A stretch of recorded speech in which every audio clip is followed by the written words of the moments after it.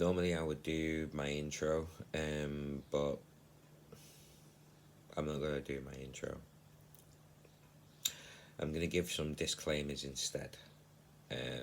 First disclaimer is this is going to be a long video. And the reason why it's going to be a long video is because for me to efficiently get my point, do my part, and move accordingly after the last 2 days that I've experienced, it has to be a long video. And to everybody who's going to start watching this, for you to understand the context of the points that I'm going to be making in the next couple of minutes, please watch the full video. I know it's going to be a long one, but for you to understand, please watch the full video. Please do not comment. Please do not share.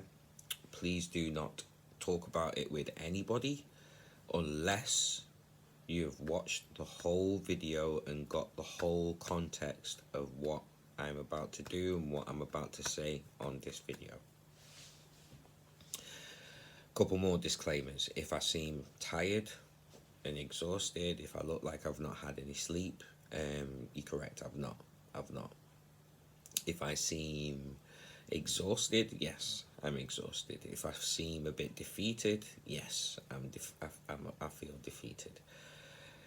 If I seem like there's a sense of urgency, there is definitely a sense of urgency. That's why I'm not going to sleep and I'm not doing anything until I've made this video.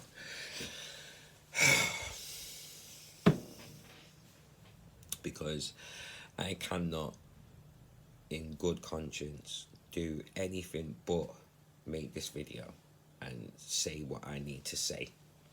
And hopefully make the points to hopefully help people understand why I'm saying what I'm saying and why I now have the viewpoint that I will strongly hold going forward. It cannot be changed. I cannot ignore what I've seen and heard. I cannot ignore it. So, for the last couple of days, I've been spending a lot of time on a club called, called Clubhouse.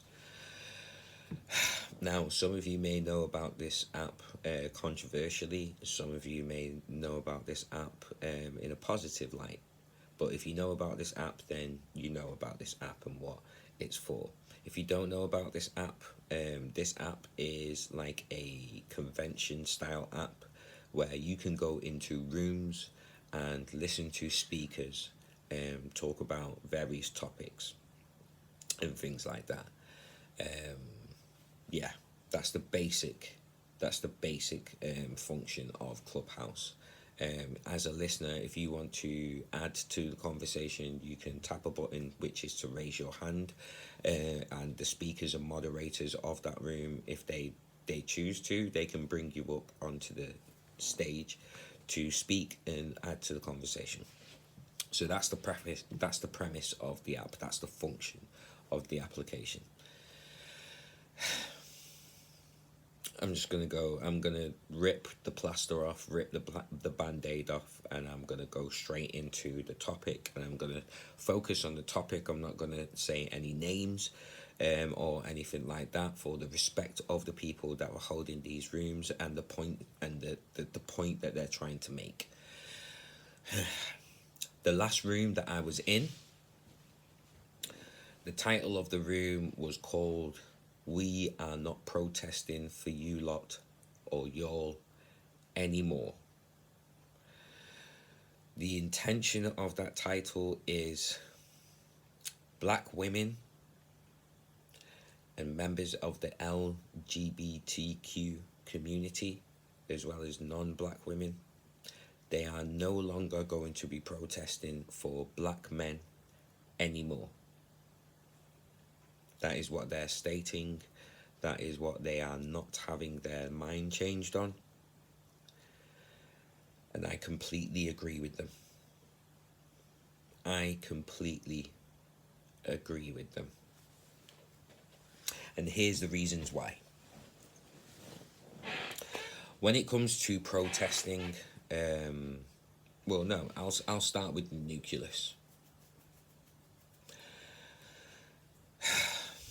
things like what happened to George Floyd when it comes to police brutality towards and against black men and the black community.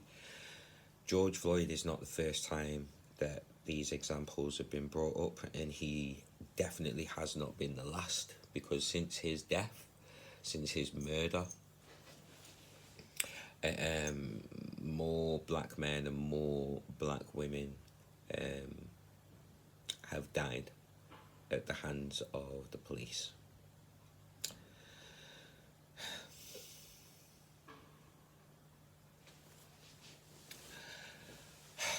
Whilst I was in this room, the common thing that I started to realise is that as black men, as straight black men, and I'm only going to be directing this video to straight black men. I'm only going to be directing this video to straight black men. I want everybody to hear this. So women, black members of the LGBTQ community, members of the LGBTQ community in general. I want you guys to hear this, but this is directly aimed. Everything that I am saying is directly aimed at straight black men, because I am a straight black man, and the things that I heard in this room, I needed to hear. The beating that I took as a straight black man, I needed to take. The harsh truth that I heard in this room from many black women and many members of the LGBTQ community. As a straight black man, I needed to hear these perspectives. I needed to hear their anger. I needed to hear their frustration. I needed to hear their pain. And I needed to have the mirror held up to me as a straight black man to show me where we as a collective of straight black men, we are failing. We are failing. And we have no one else to blame but ourselves. I will say that again. As a collective of straight black men looking after, fighting for, honorably representing our black community and the people that are most discriminated against and disenfranchised against within our black community. Straight black men, as a collective, we are failing. We are failing. And we need to stop blaming everybody else and start taking accountability and blaming ourselves for the situation and the position that we have put ourselves in when it comes to fighting for, truly fighting for, and representing our black community. I'm not going to talk about any other races.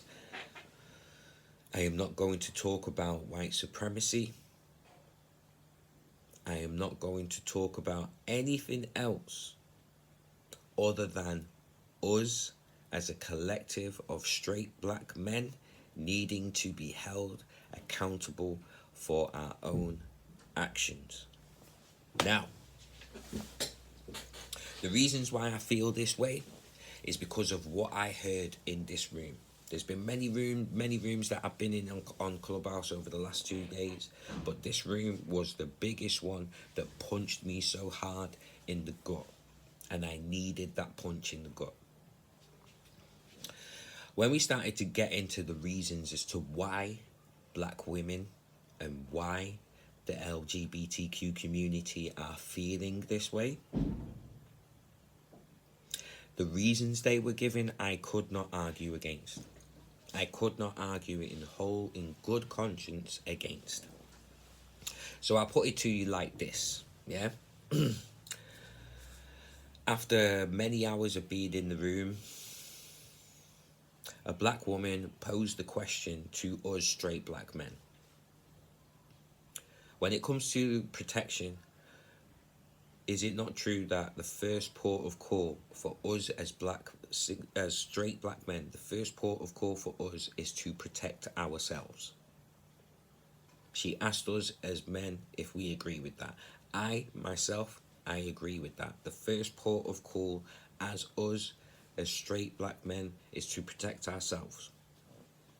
So then she asked the question, why are we getting upset as straight black men? Why are we getting upset when black women and the LGBTQ community are saying to us they are not going to protest for us anymore?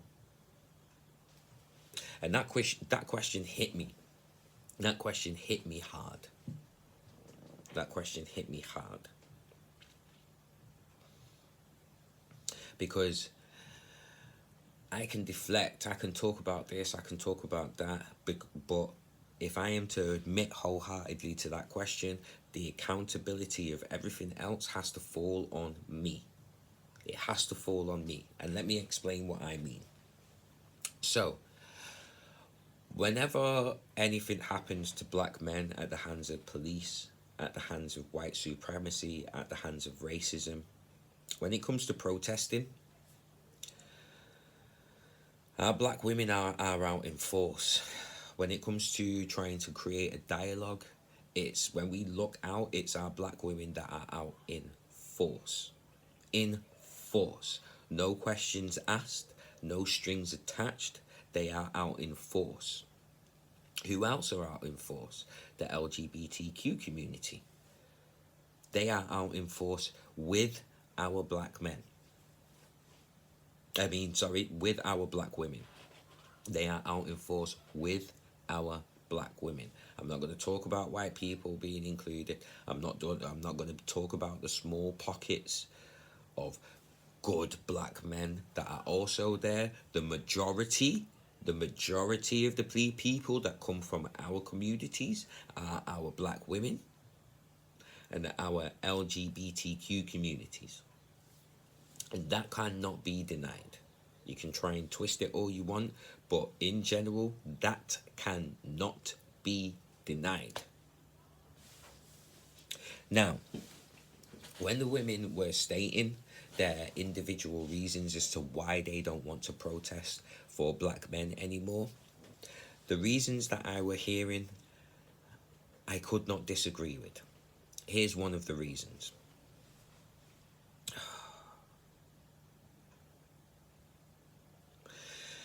Even here in the UK, yeah, recently we have had news reports of, I forget her name, but we have had news reports of a black female activist being shot in the head and killed by black men.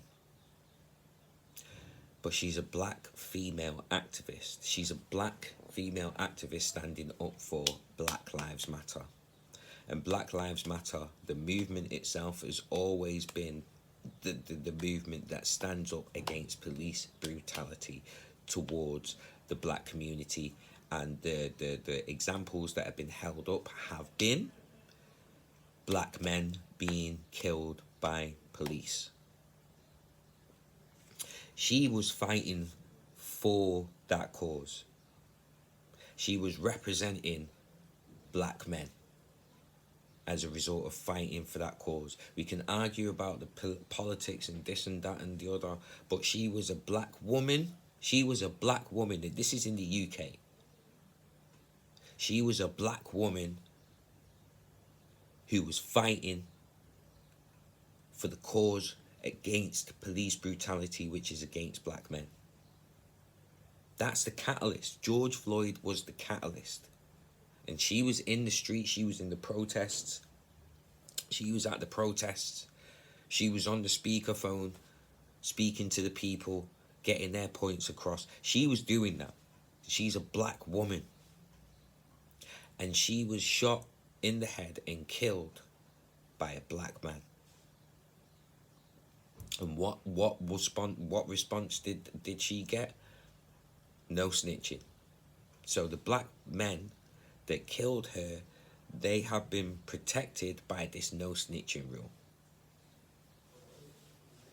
They have been protected by this no snitching rule. I repeat, a black woman activist that was standing for the cause against police brutality that has been happening for decades against black men was shot in the head and killed by a black man, and now those black men that are responsible are being protected by the no snitching rule. Now, who is enforcing this no snitching rule? Black men.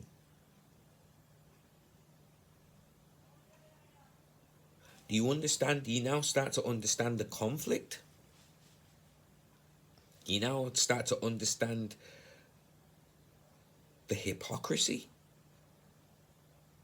Do you now start to understand where black women are coming from? And that's just one example. That's just one example. But do you now start to understand where black women are coming from? You've got black women activists fighting for the cause of black men, but yet they are being killed by black men, and then they are being protected by black men. And that's just one example. I was in this room for, say, about 4 hours, maybe 5 hours, and I was hearing examples like that time and time and time and time again. I was hearing examples of where black women have stood for their black men, but yet they are being hurt by the same black men. They are being killed by the same black men. They are being molested by the same black men within their own communities. The very people that these women are trying to fight for and trying to protect are the very people that are hurting them. Understand that. Please understand that. As a straight black man, that was hard for me to hear, but it was something that I could completely not deny in any good conscience. I cannot deny that there are many, many examples of that happening. And that is why I say, as a collective, we are failing. As a collective of black men, we are failing. And at the worst point ever, we are failing within our own communities. That was one example I just gave. If you want to search out news reports, the BBC news reports, the ITV news reports, you will be able to find them. I can't remember the name because it's been a long 2 days, and I'm just at the point where I just need to get this out. I need people to understand what is going on, because I completely support black women and the LGBTQ community to stop protesting for us. They need to stop. We see videos of them being arrested, being manhandled at these protests. We see videos of that. We can't deny this. We can talk about agendas and this, that, and the other, but the hurtful truth is, this is actually happening. And the sad thing was, there were straight black men that were coming in to speak and add to the conversation, yet all they were doing was deflecting. All they were doing was deflecting, was blaming this and blaming that. We set up this. The room was set up to only talk about what is going on within the black community. Yet black men are bringing in comparisons of what white men do, of what other races do, bringing in things that derail the conversation and derail the focus from black men taking accountability for where we are lacking as a collective. How can we in good conscience say that we are truly standing up for our community, yet our black boys and young black men, and this is me speaking from the perspective of the black community in the UK, but this is something that's global. This is something that is global. But in the UK, our young black men, our young black boys are being seen to be running around, and this is truly happening. They are running around with machetes, with knives, and they are stabbing each other, and they are killing each other. They are stabbing each other, and they are killing each other. There are black men that are going out on the streets that are taking knives off these children, taking knives off these teenagers, taking knives and machetes off these young black men that seem to be just hell-bent on killing each other. And even they are getting stabbed. They are trying to stop the violence, and they are getting met with violence. And when it comes to that, we want to make excuses again. Well, the white man. Well, systematic racism. Yet, all that does is deflect. All that does is take away from the lack of accountability that us as black men are not facing. We are not facing this genuinely and sincerely and without cognitive dissonance. We are not facing this. We are making excuses for this. We are making excuses for this. And what I learned, what it was drilled in me to understand is that black women are not having it anymore. They're not having the excuses anymore. They're not having it anymore. Because they are going out and supporting us black men. They are going out and protesting us, protesting for us. They are going out on the front lines when really and truly they should not be on the front lines. Really and truly. Really and truly, they should not be on the front lines. And this is why I mentioned cognitive dissonance. Yeah? Take the time to look it up and understand what cognitive dissonance means. It means not holding consistent beliefs across all situations, perspectives, and ideals. I repeat, cognitive dissonance means not holding consistent beliefs and actions across all ideals and situations. So here's what I mean by that, yeah? Every single black man will say, if any harm was to come to their mother, their sister, their female cousin, their grandma, their auntie, every black man, when pressed, will say that if any harm was to come to them, it's go time. It's war. It's war.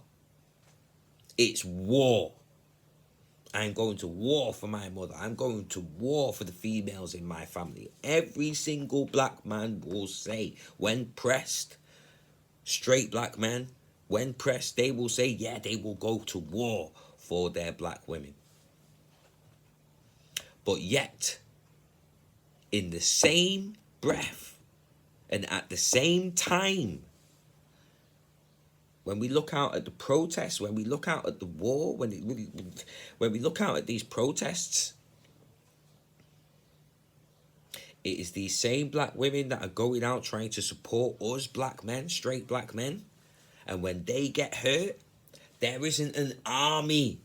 There isn't a 100-man army of black men going to war with the police, going to war with the government, going to war with Congress, willing to risk their lives for the same black women that have just been hurt. I will repeat this story again. A black female activist who was standing up for George Floyd. So in effect, standing up for black men who are being killed at the hands of police brutality, was shot in the head and killed by a black man, and is now being protected by black men because of the no snitch rule within the black community.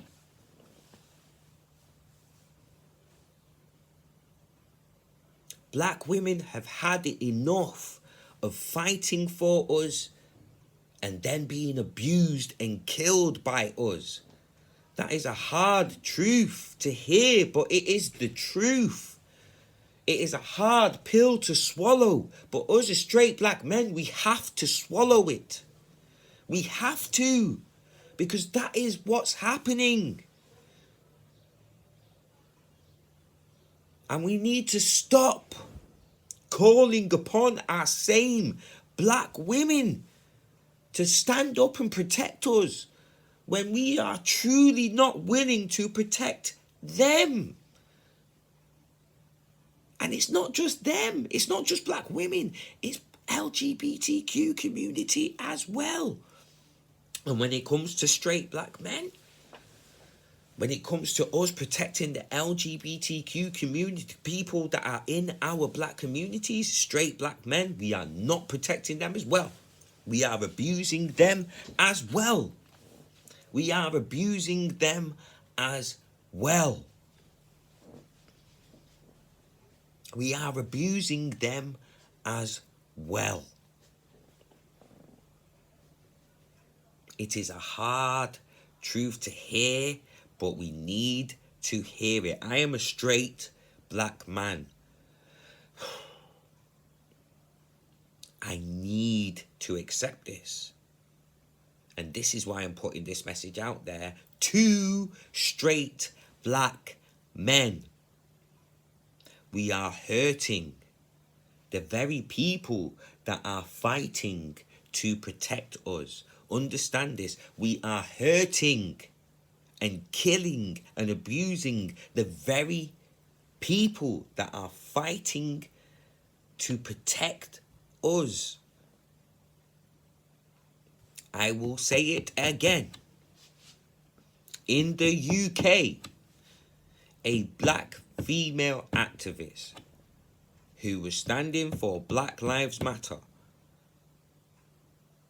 who was standing for George Floyd, and I say again, in effect, standing for black men. She has been shot in the head and murdered by a black man who is being protected by black men because of the no snitch rule that is within the black community.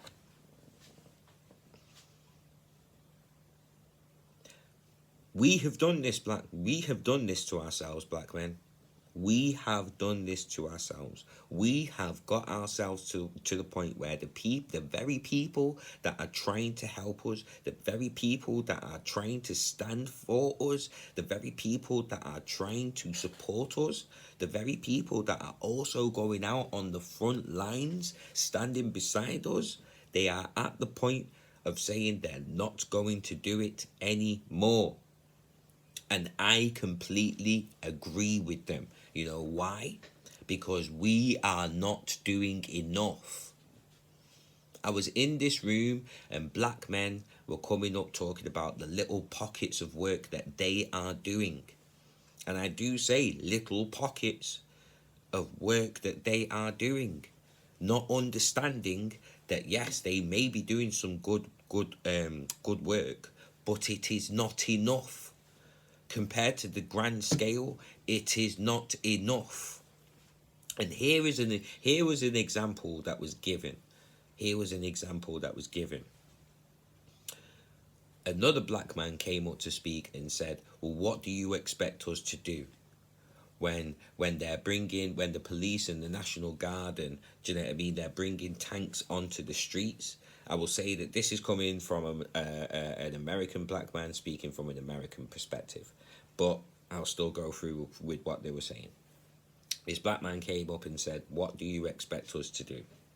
when they're bringing out tanks, when they're bringing out semi-automatic weapons and things like that, what do you expect us to do as black men? And you know what the response was that was given back was? The response that was given back was, I expect all of these gangsters, I expect all of these black men that are willing to kill each other over a red and blue flag. I expect all of these black men that are willing to kill each other over some money, over some drugs, over, do you know what I mean, possession of a woman, over all of these things. I expect all of them to be out in force and shooting back at these tanks. Sounds extreme. But when you really think about it, it's the truth. It is the truth. I ain't from the hood. I ain't gangster. I ain't selling no drugs. I ain't, do you know what I mean? Like, and we don't even need to go through that history of what I am, what I do as a black man. All I know is that is the truth. That is the truth. That is the truth.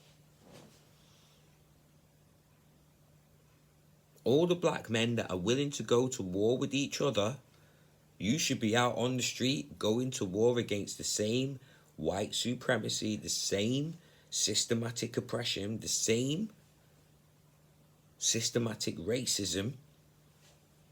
You should be going against those same things that you always use as an excuse when it comes to why we are not protecting our black women enough.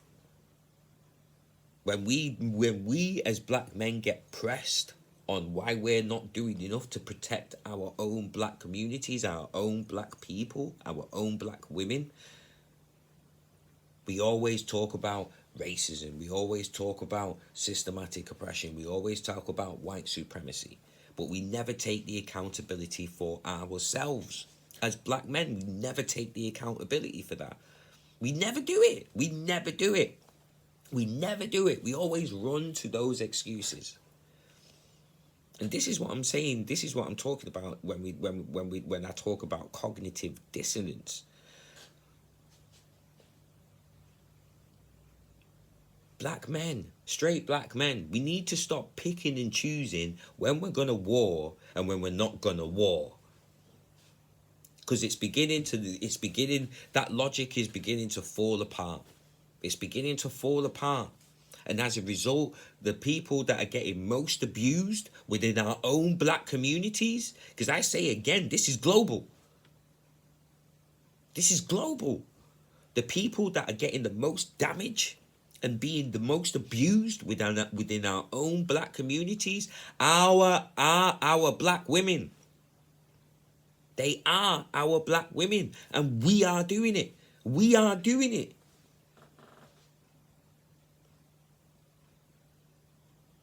We are doing it. And I'm not saying this to just demonize black men. I'm saying this for black men to just look at the mirror that is being pointed back at ourselves. We have to look at it. We have to take accountability for where we are failing. It's not demonization to have the problem highlighted. It is not demonization. It's not bashing. We have to take accountability for where we are failing as black men, and we need to stop blaming black women. We need to stop blaming racism. We need to stop blaming white supremacy, because I'll say it like this, and I've seen it myself and I believe it myself. When a black woman is being raped by a black man, there's no white man there putting a gun to his neck, forcing that black man to rape, molest, abuse, mentally abuse, physically abuse. There is no white man there putting a gun to that black man's head that is doing that. So we need to stop using that as an excuse, because it just doesn't work. It just does not work. It just does not work. From the family that I've come from the experiences that I have had, that it just falls apart. It just falls apart.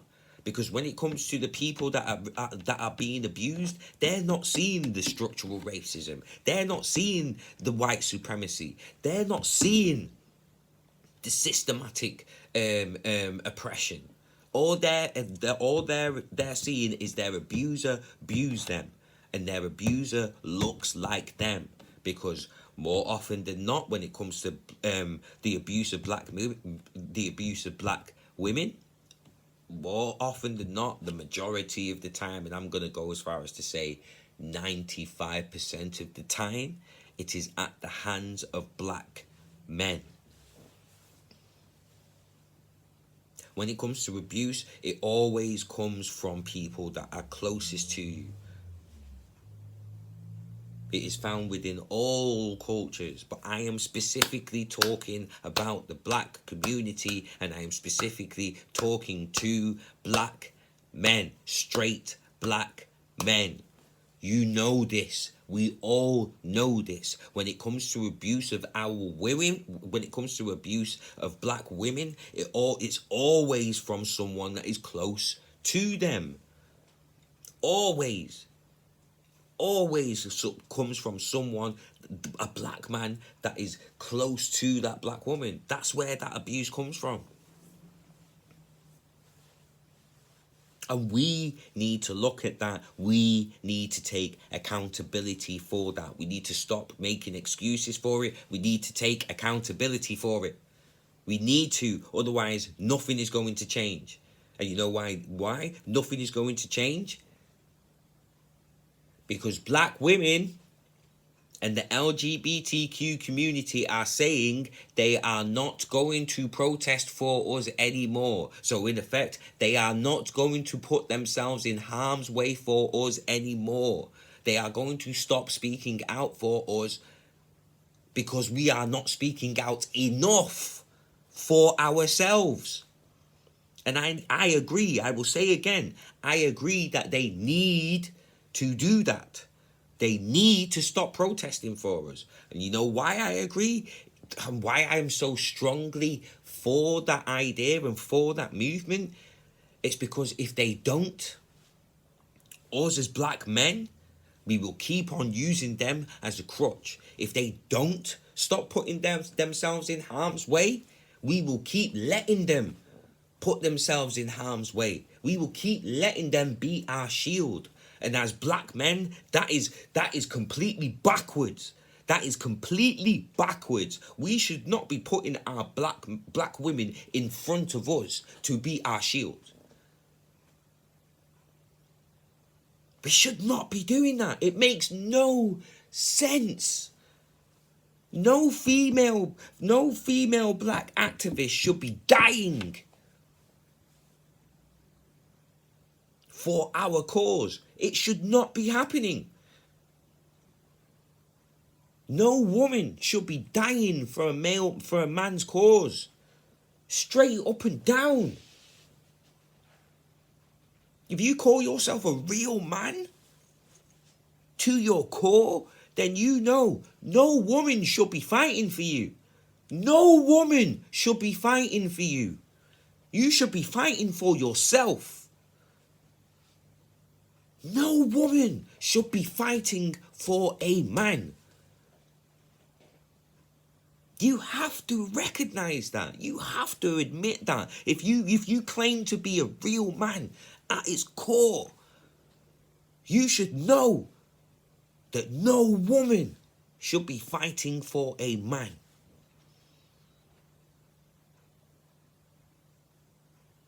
No woman should be fighting for a man. That's not to say women can't do what they want. I'm just strictly talking to the black men, the straight black men. If you are supposed to call yourself, you really claim to call yourself a real man, then straight up and down across the board, no woman should be fighting our cause. No woman should be fighting for us. But that's what's happening. That is what is happening. And we, as black men, we are letting it happen for fucking bullshit reasons. When at the end of the day, it all comes back down to we are not fulfilling our role as men. We are not fulfilling our role as men. Black men. We're not. We're failing. We are failing. We are failing. I heard too many examples of how we are failing. I've heard too many examples, and I have to accept them. I have to accept them. I have to.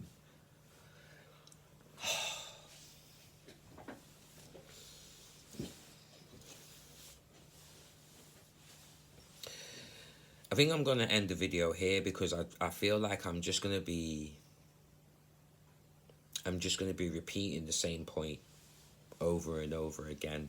And there's going to be a lot of black men, straight black men that won't understand because they don't want to accept where they are failing. They don't want to accept that they have to take responsibility for their actions. They don't want to accept that they have to be held accountable. And the good men that want to try and chime in and do the whole, oh, it's not all black men. Well, good black men, look, we don't outnumber the bad men. We don't. As good black men, and I'm not calling myself one, I'm just stating a fact, we don't outnumber the bad black men. We don't. Our black women are screaming out and telling us this. Our black women are screaming out and telling us this. When they say, where are all the good men? Recognize where that comes from. Recognize where that comes from and stop. We need to stop blaming whatever decision or action or anything that the woman may have made. We need to stop doing that, and we need to just focus inwards and take accountability and responsibility for our own actions. I'll give you a reason as to why I'm saying this. Many times I have heard from women, but again, I'm speaking specifically and only to the black community and to black men, straight black men, yeah? Many times growing up, and many times in my life, I have heard stories about marriages. And the shocking thing that I always hear is common. The shocking thing I always hear is, when we got married, it's like he completely changed. This is coming from our black women. This is a common thing that I hear when I speak to black women. It's a common thing that I hear when I speak to black women. And we talk about why marriages break down, why, do you know what I mean? I'm not talking about just relationships, I'm talking about marriage, because I want to be married, so I'm going to talk to people that have been married. And when we talk about marriage, it's a common thing that I hear from many black women. They get to the point of saying, it's like he completely changed the moment we got married. Everything was cool. He was doing everything right. He was doing this. He was doing that. But as soon as the marriage certificate was signed and the honeymoon period was over and we were back home, it was like he was a completely different man. You know what that screamed out to me? That us as black men, we are great at manipulating. We are great at manipulation. That us as black men, we are great at wearing a mask until we don't need to wear the mask anymore, and we've trapped our black women and we've put them in a position where they can't get away from us financially. We lock them down with children, and then we don't do our jobs enough to look after these children. Manipulation, deviousness. I can't ignore hearing these things. I heard these things outside of Clubhouse, and then I heard these things in abundance in this room on Clubhouse. I can't ignore these things. I can't ignore these things anymore. not in good conscience, not with the life that I have lived, not with the family that I have come from. I can't ignore these things. They are beating me in my head. I have to pay attention. Black men, we have to pay attention to these things and stop placing blame on the women. Why is that a common thing that we are hearing from our black women? Why do they feel that when they get married, their mind completely changes? And again, if the shoe doesn't fit good men, then don't comment. Obviously, we're not talking about the good men that are in happy marriages and they're looking after their kids. I will say again, there is not enough of you. There's not enough of you. There's too many of the bad men. Listen, there's too many of the bad men. There's not enough of the good men. I'm not going to say I'm a good man. I'm taking myself out of this. What I can say clearly, from hearing what these black women are saying, from hearing what the black members of the LGBTQ community are saying, that if there is good men, cool. There's still not enough. There's not enough. There's not enough good men. There's not enough good men standing for their cause, standing up for black women. There's not enough good men taking overpopulating the protests. Overpopulate, really and truly. It should only be black men that are at these protests. Really and truly. But it's not. Because we are letting our women come up with us and get hurt with us, which should not be happening. It just should not be happening.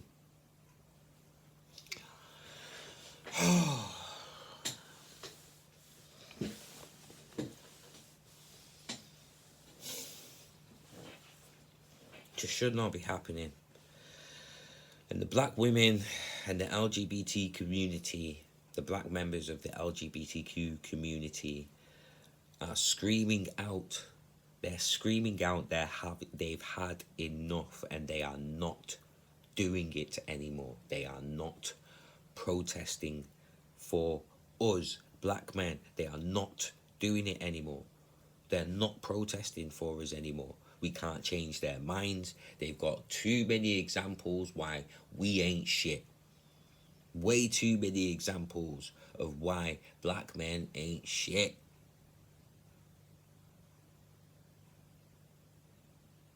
And we need to recognize that. We need to stop trying to place blame everywhere else except for ourselves. We need to hold that L. We need to take these beatings. We need to look at the horrible, ugly truth.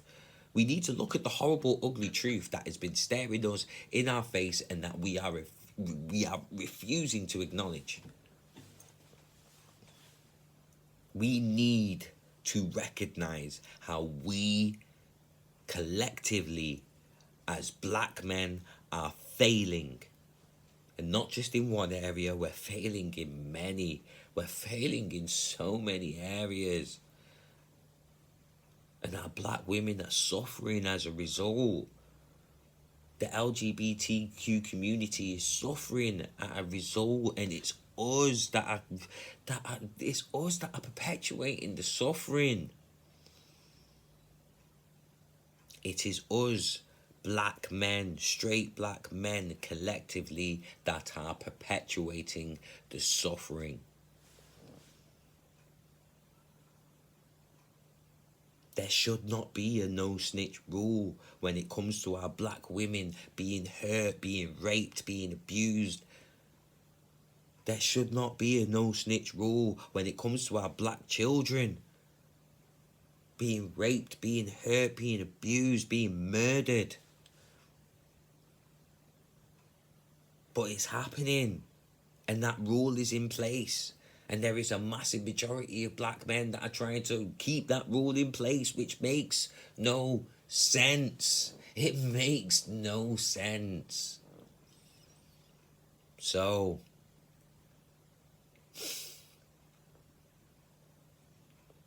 there's so much work to be done, man. As a black community, there's so much work to be done. There's so much work to be done.